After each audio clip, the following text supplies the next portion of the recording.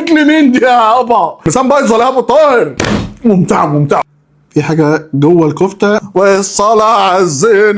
بعد ما نجح ابو طاهر في مقارنه الكباب جبت المنيو كله. عايزين نتغذى اكله من بتاعت زمان، هنسمي الله ونختبره وان شاء الله ينجح.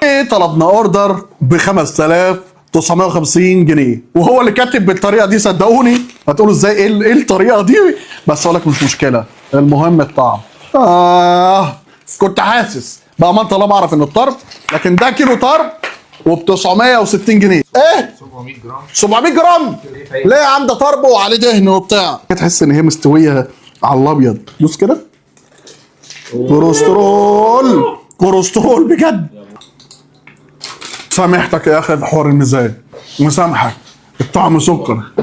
نخش على الكفته جوه وهو كاتبه في الفاتوره ان هو ممبار ضاني بالنسبه له نص كيلو ب 480 جنيه. ممبار ضاني محشي لحمه. ايه ده؟ مش سباكيتي يا حبيبه قلبي. الريش. انا اكلت عنده ريش في الحلقه اللي فاتت مع كيلو كباب، كان باعت معاه ريش. اغلاهم بكام يا عزيزي؟ 1280 جنيه. اوزن 700 جرام تاني. الميزان بايظ ولا يا ابو طاهر؟ هو ايه يا طاهر؟ يا ابو طاهر مش هينفع. هو حاطط لي بردك كباب. يعني انت تطلب كباب يحط لك ريش، تطلب ريش يحط لك كباب، وهو بردك ايه؟ فيها كوليسترولها باين؟ الحلوه تحفه. باين ولا لا؟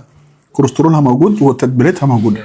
حته ريشه نظيفه نظافه، طعمها حلو، طعم الضاني واضح فيها اللي هو الوضوح الجميل، الوضوح النضيف. حته برنجان مسلوق وانا ما بحبش المسلوق. حته كباب وريش من بتوع زمان، بتوع ست وستك. 10 من 10 كريش وكباب. على ان المكان شعبي يطلع اللي هو اعلى حاجه اللي هي البريميوم قوي الريش تطلع بالطعامه دي، بأمانة الله يترفع لك القبعه. خش على بعض. الله لا لا لا لا لا 750 جرام.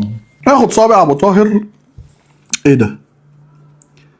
في حاجه جوه الكفته دي اللي غريبه عليها شويه، مش عارف دي ممكن حاجه من مش عارف. ندوق. تعال نفتح جوه من جوه كده نشوف من جوه في حاجه تانية ولا ايه. هي من جوه حلوه صح؟ في خلطه بصل موجوده ولكن معقول. ننزل في الطحينه، مع ان الطحينه الصراحه مش واو. بص انا ملت للكباب وملت للريش والطربه مع سنه المنديل. انا بميل للكوليسترول.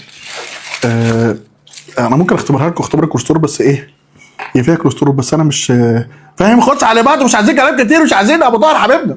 الكوكو وهي فرخه شيش. انا طالبها فرخه عشان كده ايه صدورها بوراكها من الدبوسه. ما زال لحد الان الريش والكباب والسجق والطرب هم نمبر 1. نمبر 3 و4 دول. افصل بالحمام والحماميه ب 150 جنيه. ما بنفصلش. انا كيف حمام وببسط من الحمام، بس مالي عمال ارجع لورا ليه النهارده مش عارف. بص الحته دي مسوده سنه صح؟ احنا نديله اللي ليه قول اللي عليه، بس انا حاسس ان بلاش كمان بيلا عشان ايه؟ انا اتبسطت من حاجتين هكمل فيهم اكتر، ويمكن النيفه تبقى جامده. يلا بينا. بص على كيلو النيفه ب 1050 جنيه او 1040 جنيه. شايفين المنظر الجميل كام؟ بص على 150 جرام ماشي. بص بقى للوحات. لا لا لا لا لا لا لا لا لا كوليسترول. بص عملت لك قلب بالكوليسترول ولا لا؟ دي لكل مشاهدين هاني فود. اضغط على القلب واعملوا فولو لو لسه بتتفرج لحد دلوقتي.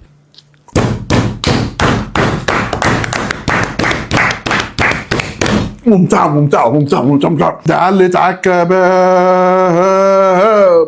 اخيرا الموزه. الدكتور قال لي ايه؟ محتاج ثمره فاكهه وهي الموزه.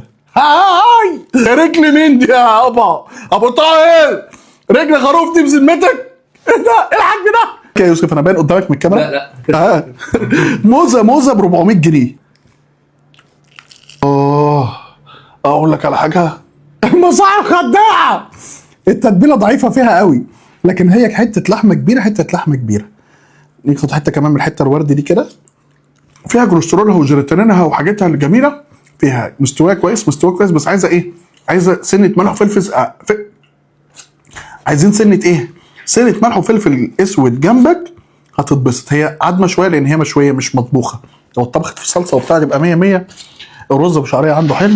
وبكده يا عزيزي تكون انتهت حلقتنا النهارده. تاخد نيفه ماشي، كباب ماشي، ريش ماشي، طرب في حته الكوليسترول حلو. دول الاربع حاجات اللي اقول لك كلهم من عند ابو طاهر على ضمان هاني فود. الاربعه التانيين ممكن يكون فيها غلطه واقعه النهارده، مش مشكله، انا قلت لكم بامانه ودافع حق الاوردر، وده مش هزار، ودي فاتوره ابو طاهر.